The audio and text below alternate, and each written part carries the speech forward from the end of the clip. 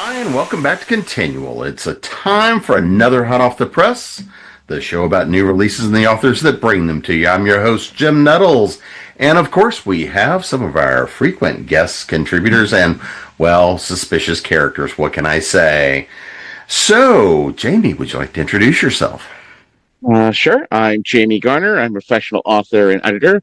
I write under three pen names, Jamie Garner, Temple Hart, and Amelia Quantrill. And I've written dozens of books and edited hundreds. And of course, Jenny, you need no introduction except for the fact there's no kitty cat behind you, so we need to know who this is. Right. Hi, I'm Gini Koch. I write the Alien Catherine Kitty Cat series, formerly for Doll Books and now for Gingerbread Publishing. I also write under a variety of pen names and in all lengths and genres, including short fiction, which is what I'm here to talk about today. So, Jamie, what are you bringing? So, I have in previous editions talked about my superhero adventure series, The Push Chronicles, multiple times. And today, though we do not have cover for it yet, we'll be talking about book 3, which should be out hopefully near the end of this year, which is Infamous. So the Push Chronicles take place in a world that was very much like our own. In the first book, great cosmological event called The Way Out happens. People overnight suddenly develop superhuman abilities and start acting like comic book characters. This is a problem because comic book logic and comic book reactions don't always work out that well in the real world, especially when that blooms instantly overnight. As we follow our main character, Irene Roman, a scientist, a research scientist at the Georgia Institute of Technology, we discover that this was no random cosmological event in book 1, that this was caused by her fiance, who has become now her ex-fiance over this, who set himself pretty much up as Superman, the equivalent thereof in this world. Because he believed that comic book reality would be better and safer after his parents died, of course, in a tragic event. In book 1, we dealt with the initial repercussions of this world happening, Irene kind of stepping into an opposite role as a superhero of her own. Book 2, jumped things forward 6 months, dealt with the battling of things, battle lines being drawn, difficulties happening, and yay, we've got our third. And the rigors of the life of trying to be a superhero when you do not have superpowers of your own. Terrible things happen in book 2. In the end, though, it seems like Atlanta is going to be saved when, of course, people start betraying people, and Atlanta falls under the control of the person who started the whiteout, and we literally end book 2 with Irene being captured. And that's where we literally start book 3 in a prison. And welcome, Ro. Good to see ya. Hi, I'm so sorry. I'm staying with my parents. We're having a bit of a health emergency, and I was putting Mom to bed, so sorry I'm late. No worries. Why don't you do a quick intro? We'll loop back around in a minute. Mm-hmm. Okay, hi. I'm Ro, and I'm so happy to be here, and happy Pride, and it's election day, primaries in California, so I hope everyone voted. What else? I write stories. How's that? Is that an intro? That's an intro. It works. All right, Jenny, so let's talk a little bit about what you're bringing in this time. What I'm bringing in this time is the 10th installment of Unidentified Funny Objects, which is an anthology of humorous science fiction and or fantasy short stories. And my relationship to this is very much the first person I didn't know who invited me into an anthology to be an anchor author is the editor, Alex Schwartzman, and I came in UFO 3. And I've been in every UFO since, and it's a point of pride. I love doing these. I love writing. Alex is a wonderful editor. He's really, really fun and funny, and they run a gamut of, gentle humor to guffaws and such, all the stories in there. And some of the anthologies that I'm in want stories in series. Alex tends to not want stories in series. I've done some in the earlier UFO 4, 5, and 6, I think I did in series. But now he doesn't want them anymore, which in some ways is great, right? But in some ways it's like, oh, but I know how to write in that IP, right? And now H1, I have to write a new IP. But the stories, every time I whine, he's like, you are a strong enough writer that this is not a problem.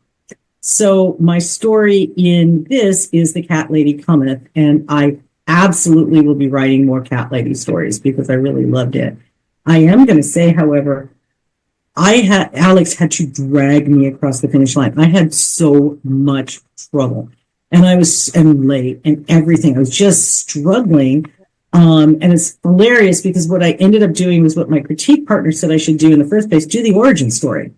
I was trying to do like the second or third adventure, right, to drop you right in. She's like, you need to do the origin story. I'm like, no, of course, it's the origin story that made it in. And I'm apologizing to him. He says, every anthology, someone is a challenge, someone has to be dragged over, and it's fine. And he goes, this is just yours. It's like, I've never had to do this before. I don't have to do it again. Don't worry about it. Everybody goes through this. And it's always comforting when someone tells you that because you feel like you are the loser of the century, right? They're like, no, someone was a loser last book. And they're not losers because I wanted them in and I wanted their stories. And he's really happy with the story. And a hilarious aside, so I had to do another short story in an anthology that wanted in series stuff. And I was struggling. So Alex, I will give him back cover. I'll do his back cover blurbs. And which I should be charging $1,000, and I don't because he's awesome. And he gives me like crit partner editorial, right? That coming from a different viewpoint than my regular crit partner, who's awesome, but it is nice to have the difference. And he's like, well, you could do a second Cat Lady story. I'm like, you hate. He's like, yeah, but this isn't mine. And they want in series, and you're comfortable with this character now. You can do it. I ended up not, but by us talking about it, I will absolutely be doing more Cat Lady stories because I just really enjoyed the fun setup. So it's like a steampunk world that didn't turn out great. So I'll talk more about it when we're in. So Ro, let's talk a little bit about what are you bringing since it's been so long since we've seen you? What are you bringing in this one? Interesting. By the way, I feel a little out of place here with Jim, Ginny, and Jamie and Ro. Like, I feel like I should be Joe or something tonight. I don't know. I have enough issues remembering who I am. Tonight. It's just a nice, smooth, fun transition. Yeah. I am going to talk about Love Is All, which came out today. Talking anthologies. This is one that it's volume 9, and I think I started in volume 2, and I missed one over the years. So I've done 7 of the 9. 7 of 9. Okay, I feel like that's lucky. And interesting that you said, Ginny, that like you use this as an opportunity to kind of explore and try some different things, and that's what I've done with the stories that I've written. Every year it's charity anthologies, so like we've donated to different groups each year, and this year we're donating to PFLAG. So and Zio Axelrod is the organizer, and we're going to do one more next year, and then we're done. So get, perfect 10. I won't be 7 of 9 anymore. And so I have done female stories for these in the past. And this year I decided to write a poly story because I had this, plot bunny about in my head that I couldn't get rid of about it's and sort of an alternate universe where there has been a civil war and the Louisiana Territory has withdrawn from the Union, and the Union is still fighting to maintain the Pacific and some other territories. So there's still tension. There's not still fighting, but this takes place in the Louisiana territory, and 3 folks who all know each other and all come from different situations and end up together when the hotel is put on lockdown because there's been a violent attack. So it was very fun to kind of do some political intrigue, some alternate history, and to write a male-female poly romance. I've done FFM before, and I actually just finished writing an MMM that will be out later this year. But this was the first time I'd done MMF, and it was very cool. And I am hoping to do 2 more novellas over the next few months. We'll see, how best intentions go. Mm-hmm. We were just having that conversation before we got started. Yes, we were. So, Jenny, I'm going to skip over to you. So let's talk a little bit about your particular offering in the anthology this go around. Okay. What brought about this particular story? First of all, I should also say UFO 10 just dropped today. So, like Rose did, we're birthday today. Good birthday, babies. So, okay. In my Alien Catherine Kitty Cat series, books 17 and 18 are taking place this is a multiverse series that you figure you get to discover by book 3. There's a multiverse, and by book 10, we're visiting, right? So 17 and 18, a handful of my characters are in the steampunk universe. And so I was kind of enmeshed in that when this call came out. And I wanted to there was the original cover art was great. And Alex tends to show, I'm very lucky, Alex tends to show them to me early. And it's usually so I can go, I want to do the cover art story, right? Because that's me. And I loved this cover. And then Alex and I found to our crushing upset that his artist and my crit partner at the same time literally said, this art is AI. We're like, and it was. Mm-hmm. So, and the artist hadn't told him. Mm-hmm. And the artist is like, yeah, so what? Right? It's like, I've used you for 9 books and then some. Why wouldn't you tell me? So anyway, the artist went through, because Alex had already paid. The artist went through and he found 2 other things that he really liked. And Alex and I both voted for this one. So that's why this one's up. But I was already kind of stuck on the other image. And the other image was an old lady with a steampunk kind of house behind her and lots of steampunk small creatures, lots of cats, spiders and all this stuff. So that image was burned in. So I wanted to do that. And I'm like, I could do a story for this. And Alex is like, no, you know what? We both love that piece of artwork. So let's memorialize it in a non-AI story, right? So the image was very steampunk, but it didn't look happy steampunk. It looked very dark and dreary. And I thought, what about if the setting is, I'm calling it the second age of steam. So clearly there'd been steampunk before. I don't say where this world is. We don't care, right? But this is the new age of steam, and it's been very hard on everybody. So it's not a great place to be. So there's I get a lot of humor out of that it really kind of sucks here, right? And I normally do, because most of the anthologies these days get Kickstartered to fund, and UFO absolutely does. And I always offer Tuckerizations, which, for those who don't know, somebody pays money to have me use their name or the name of their choice in the story. And so one of the people was named Gandhi, and so Gandhi is our main character, and everything's through his POV. And I also wanted to do something almost like a Holmes and Watson relationship, where Holmes is very on top of everything, and Watson comes in. Watson has his specialties, but Watson comes in, he's a little befuddled by everything Holmes can do. But I wasn't doing a mystery. I thought about a mystery, and I decided I don't have enough words. I don't have a strong enough idea yet. Maybe in another installment. So once we went back to show the intro, there's a bad guy who is also Tuckerized, and I really had fun with his name. The bad guy is Dr. Stephen S. Stevens, and the S stands for Steve. And I get to make some jokes about that. And it's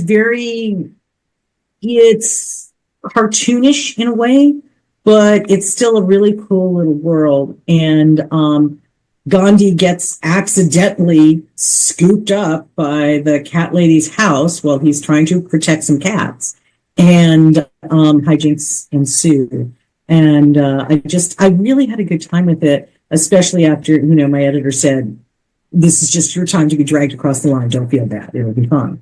And I really did love it. So I really am planning to do more in this. Now, whether I'll get to do that for UFO 11 or not, I don't know. Because again, Alex isn't wild about series, but he might make an exception for the cat lady. We'll see. He's very fond of her. He liked the cat lady very much. So that was nice. It's always nice when your editor likes your character. Yeah. All right, so Ro, why don't we talk a little bit about the story you're bringing in, a little bit more about this story you're bringing in the ever so pleasant world of, there's nothing like a little lock-in during a little disaster to bring a little love into the air, right? Of course. And, there's always the challenge when you're writing romance. Oh, yeah, I didn't mention. I just said I wrote stories. I write romance. So there's always like a little challenge in when like disaster or trauma is happening, and like how do you fit the romance and the intimate scenes into that situation. So that was a little of a challenge. But I actually used a new editor for this story, and I had a sensitivity reader. So it was, I put a lot of thought into this and creating the world. But basically what you have is you have a woman, you're dropped into the story in Emily's point of view, and Emily and her husband, who is currently a senator, the junior senator from the Louisiana Territory, and they just pull up to this fundraiser gala, and she says, "I'm not coming home with you. This is it. I'm done. You're not going to put your hands on me ever again," because you know how senators can have such lovely interpersonal skills when it comes to relationships. Anyway, so she gets out, walks in, and immediately goes into the bar and runs into two friends, one of whom is a military hero whose wife was a congresswoman, and she became disgraced and then had cancer. And so he kind of rode all that out with her, and now he's single. And then they meet up with their mutual friend, Drew, who is the chief of staff of the senior senator, who is a closeted man who is cough, cough, similar to our very aged Senate Majority Leader who stepped down. Are we talking about Miss Lindsay? I'm sorry? Are we talking about Miss Lindsay? No, the gentleman who's losing consciousness and can't speak when he gets in front of people. McConnell. Yeah. So he's on his way out, and this young chief of staff is going to help choose his successor. So the three of them are meeting, they're talking, they get an idea that Emily has had something very bad happen to her. And when the husband shows back up, there's some issues, and they kind of get her out of there. And then they're up in a hotel room, and kind of she's explaining this is what happened. And they get a message that the hotel's on lockdown. And they're stuck there together, the three of them. And the two men, Drew and Ivan, were planning to spend that night together for the first time. So her being there kind of throws a wrench into things, because they are also both in love with her and have always been. But of course, she was married. So there's lots of big feelings. There's lots of political maneuvering. Like, what if you ran for this seat? Or what if you were the one, and yeah, it was interesting to kind of look at that, like, because there's those power brokers who are behind the scenes who are making the decisions about who is going to go. A show that did this really well recently is The Diplomat. I don't know if you've watched it with, I'm going to forget the actors' names. Carrie, there's nothing here right now. Sorry. Anyway, The Diplomat, Netflix, highly, highly recommend it. But I was very inspired by that program when I was thinking about this story. Most people don't want to know how the sausage is made. They really, really don't.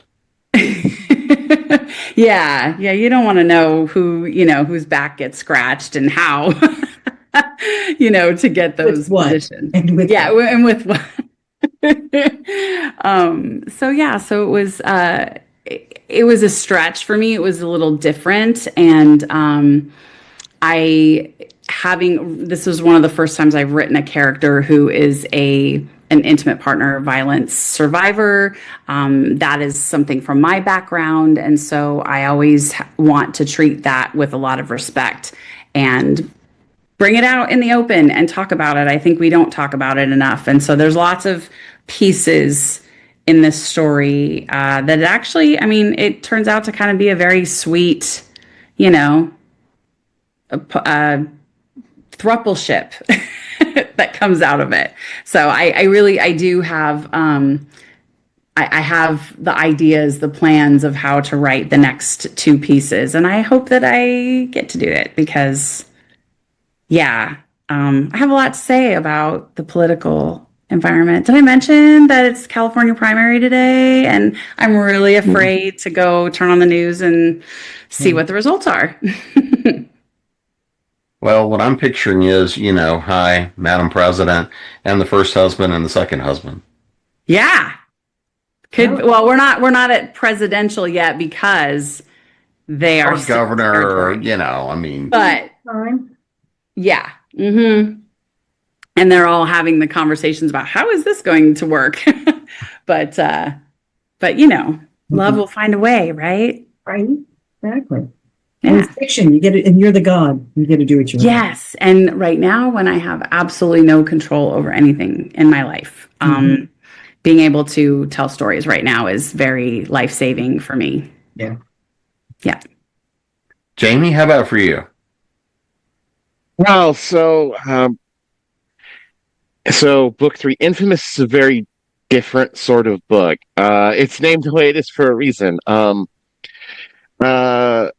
It is going to sort of wrap up the first trilogy of the Push Chronicles. There's going to be more, but it's definitely going to wrap up the first trilogy. So it's named Infamous for the simple reason that in the world, in this, how Atlanta has been twisted out of the control of our villain Epic and his erstwhile band of superheroes, is that they are the heroes now, ostensibly. So when you have to fight the heroes, you basically become a villain, at least in their eyes.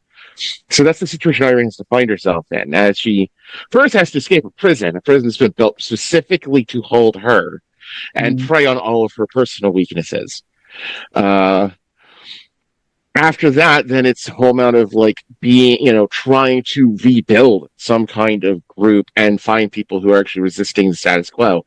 When she escapes, is going to discover that the entire state of Atlanta has been cut off from the rest of the United States by a seemingly impregnable barrier, and there's not a lot to work with. All of her friends and allies have already been captured, almost all of them are likewise in prison. So it's going to come down to a ragtag band of bringing in characters. There's going to be actually bringing in a lot of characters that have been mentioned or have shown up for cameos in other books of the series, that now is the time they're what's left over.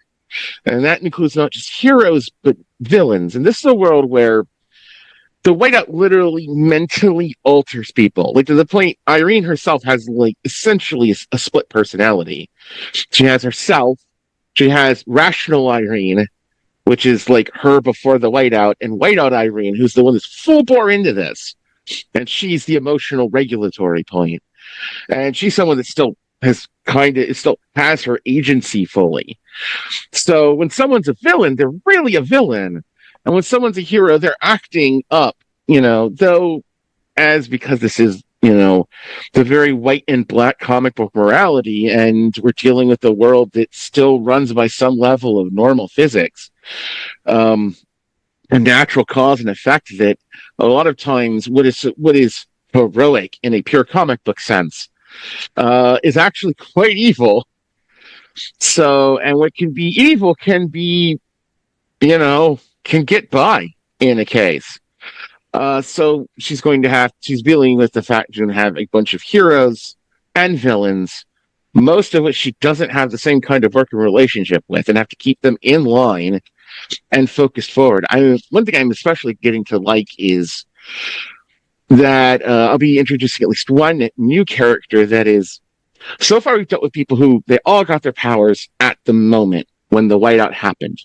It's been like 6-7 months since then. That trend has continued. Reality itself has been altered here. So more people are getting their powers, so we'll get to deal and get some idea of what the world is like for someone who just got their powers in this world, and how that affects them and their lives. Poorly, because, they are someone who is a fan of Irene, aka Indomitable, and so, fought the status quo and the law won in this case.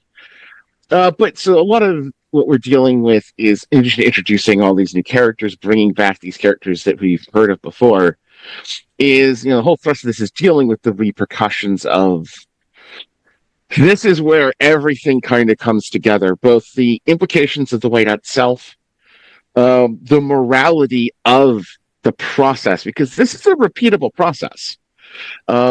In fact, something like the Whiteout has happened multiple times in this Earth's history, just at a lesser level, when consensual reality hit a point that it broke a barrier, There used to be vampires, but once everyone stopped believing in vampires, they stopped showing up. The world changed. Except when when the world suddenly shifted over to comic book reality, vampires kind of woke back up again. They still existed, but were dormant, as we discovered in book 2. All sorts of things. So this is a semi-natural process, but someone has figured out a way to not only preempt it and intensify it, but under sort of their control. But as we discovered, it's because this process is so dominated by the subconscious, it's almost, at least in Irene's eyes, uncontrollable. And yet, there's going to be the only way Irene has seen to fix it is to duplicate it, but has never been confident in doing so. Not because she lacks the means, and she's seen what happens when you do it. And she doesn't trust herself and her own traumas any more than anybody, especially now that she's recovering from drug addiction, hopefully, and all sorts of other problems from basically brutalizing yourself for 6 months, trying to be everywhere all at once, saving the world. But other people aren't going to care about that, and we're going to hit a point where there's the actual big moral decision. The red button will be there sometime in book 3, and Irene is going to have to examine whether whether she should push the button. But we're going to give all the moral quandaries of this, because we're dealing with all these people, and we're getting now the perspectives of actual people that have been labeled villains by this reality systems and forced into it. Because in a way, a lot of these people are forced into these things. They may have had inclinations before, but the way this reality has altered them and pushed them, Push Chronicles, has determined their moral alignment in the strictest of ways. So this is an opportunity to examine a lot of all that stuff and then bring it all to a conclusion, let's say a climax. So, and we haven't played with this topic in a while, and Ro, you kind of inspired me to go down this path. One of the biggest and best things out of writing and creativity is exploring the ideas, exploring the topics, really diving into places that, as writers, we get to do a lot of research, we get to play with ideas, we get to go into these alternate realities. So, Ro, as you were exploring and building a really complex world in a fairly short story, right? What's something in this that surprised you, or that you discovered, or you learned, or just something that came up that you're like, where the hell did that come from? Oh gosh. That's really, it's had to be less than 20,000 words. So that's why I want to write more, because I definitely did not get to get into it very much. That's a really tough question. A post-apocalyptic world. It's not post-apocalyptic. It's just kind of like a world that's kind of like what we're living in, where all of us are kind of thinking, at any time somebody might pick up arms, or the states might, what if the state secedes, or what if this happens? So, I kind of haven't delved into a timeline of events because it was a short story. But I think I will do some of that before I write more, just kind of come up with, okay, so what happened? Let's actually write the history timeline, which will mean going back into the old maps of what all territory was part of Louisiana, and what, I am fascinated by Louisiana because I love New Orleans. I kind of feel like very attached to the place, like in a supernaturally kind of way, I guess. Not just because I love Anne Rice and vampires, but there's just something about that place where I get lots of good ideas. I've written a lot of cool stuff while I've been in the city. But I did find out, because I was trying to look up, okay, who are my baddies going to be? Who are going to be the folks that are the actors that cause the event that gets the folks on lockdown? So I actually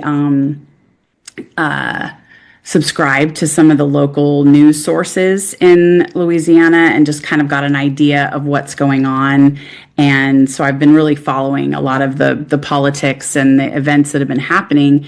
And one of the big things, which it's not news to anybody, but there's a lot of folks who are very unhappy about the big data centers that are supposed to be going in Louisiana, a place that has such a fragile ecosystem right now. I mean, the report just came out that, basically Louisiana or New Orleans has less than 50 years before it'll be underwater, and they're having to come up with a governmental plan to relocate everybody out of the city within the next 50 years. That is devastating to my heart. But also, where are they all going to go? What's going to happen? And in the meantime, they're building these data centers in hurricane territory. Like, there's just so much that doesn't make sense about it, other than it's cheap land and there's lots of water. That's great, but there was a lot of things that just popped out in the research for this that really made me kind of go, this could very well happen. Like, there could be a group of people, and there have been some, pseudo domestic terrorist actions where people have tried to sabotage, the AI data centers and stuff like that. So I think maybe the biggest thing that's come out of it, Jim, is like, yeah, I'm making this shit up, but am I? Because I'm not thinking anything that somebody else hasn't already thought could happen. Which then I'm like, do I keep writing this? Because am I going to manifest some of this shit to happen? Maybe I shouldn't. Like, I started writing a story in the fall of 2016 that was an alternate future where Trump had been elected. There was a wall. Everybody was sent back to Mexico, and there are wars, and the middle of the country is just completely in shatters.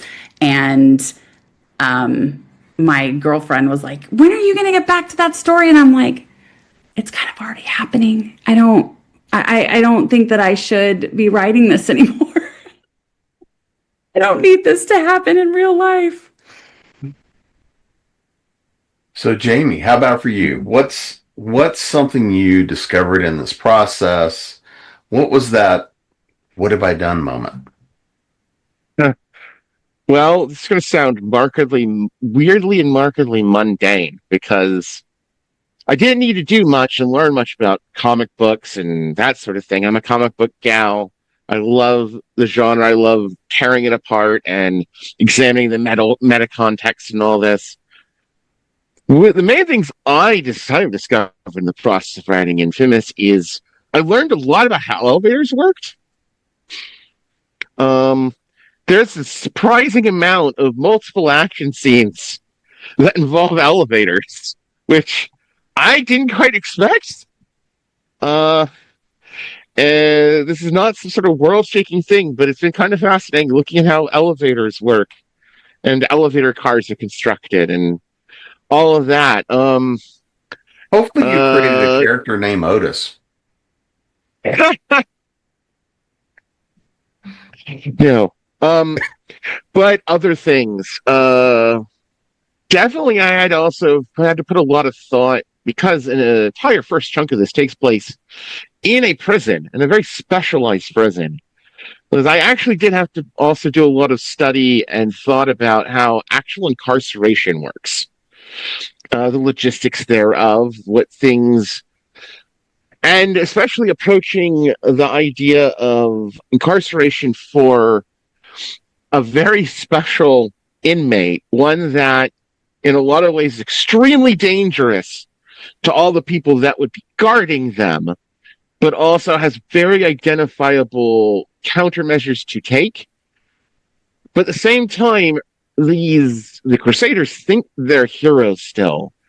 So regardless of all the terrible things objectively that they're subjecting our heroine to, there's ultimately a veneer of humanitarianism to it.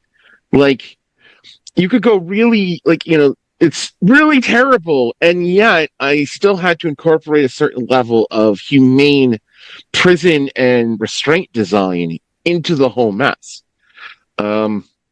Which also then led me down a rabbit hole about less than lethal munitions, which, considering I kind of already been in that rabbit hole with all the world happening, as a trans woman and a lesbian, I just think about these things a lot, which is a whole other fascinating thing to look down. The whole concept of non-lethal armaments, which is never a word that anyone professional uses. Less than lethal stuff is its own fascinating, insane rabbit hole, just at how really dangerous it all is. Any of those munitions or whatnot used the wrong way are incredibly dangerous and very, very actually the opposite of less than lethal. I guess they're less than lethal than a bullet, but that's like saying, a Volkswagen bug hitting you is less lethal than a Cadillac hitting you. And kind of, I guess I learned more than I thought, because now I realize the other thing I really had to do a little thinking was how a city can be cut off from the rest of the United States, and what measures the people doing so would have to take to keep the city running. You're dealing with like hundreds of superhumans with some pretty crazy powers, including one that is essentially, 5 steps from God, except the guy that's 5 steps from God got his face pushed in so hard by Irene at the end of the last book, his confidence is broken, and all of his powers come from confidence.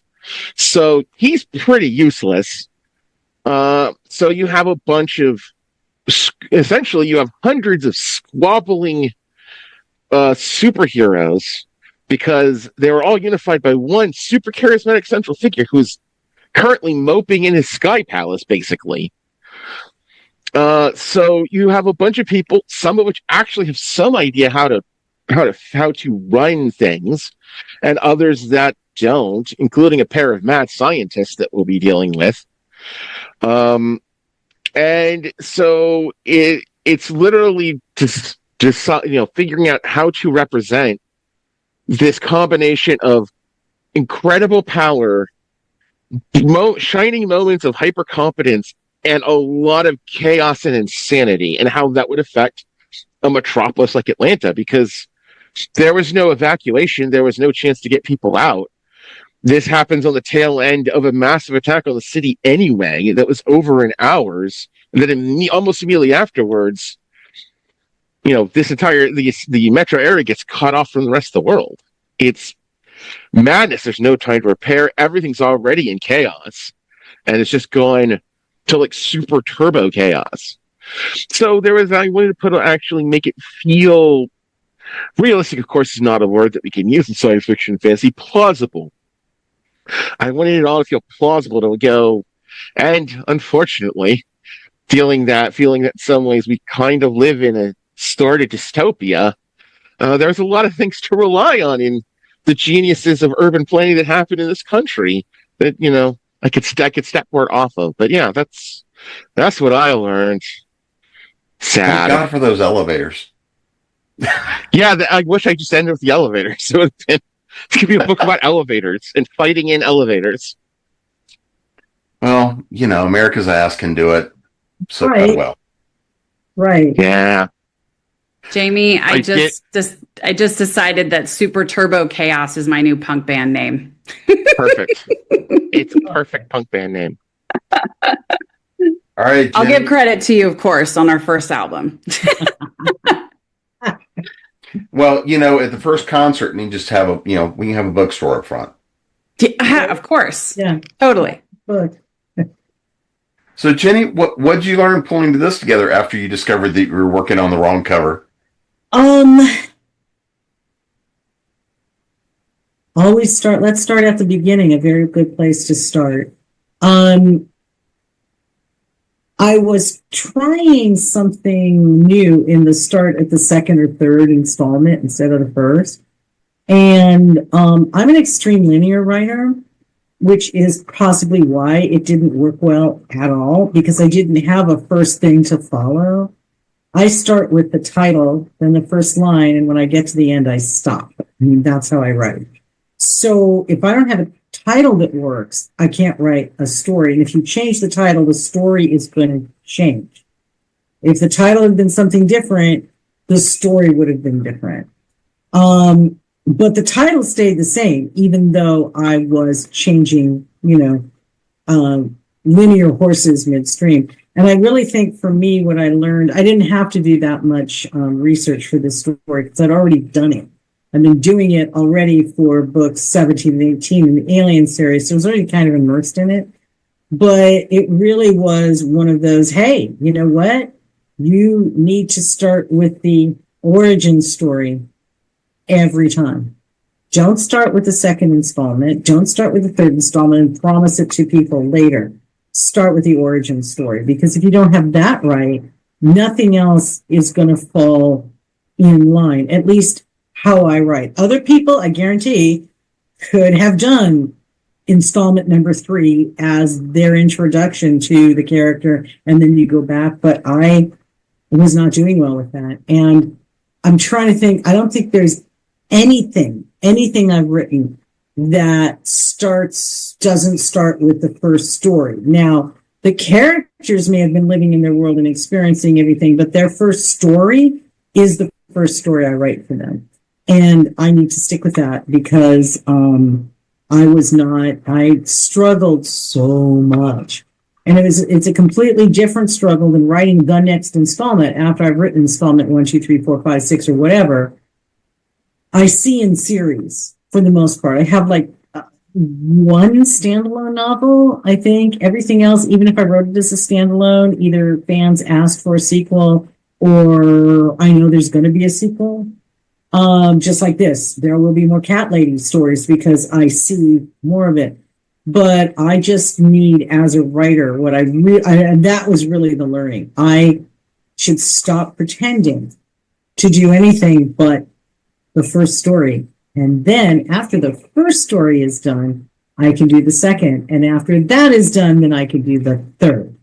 So it was good because it means the next time I am writing either in a new property or writing in, like, again, UFO 11, right? And if Alex does not want the next Cat Lady story, right, I will have to come up with something new, and it has to be standalone or starting at the start. And I look at standalone as being starting at the start. This is the story, and maybe I don't see any other stories, but there's only one thing I've written. And counting all the stuff in anthology, I have over 80 titles. So I am definitely not don't write more. Short stories, I have plenty that it's just this one story.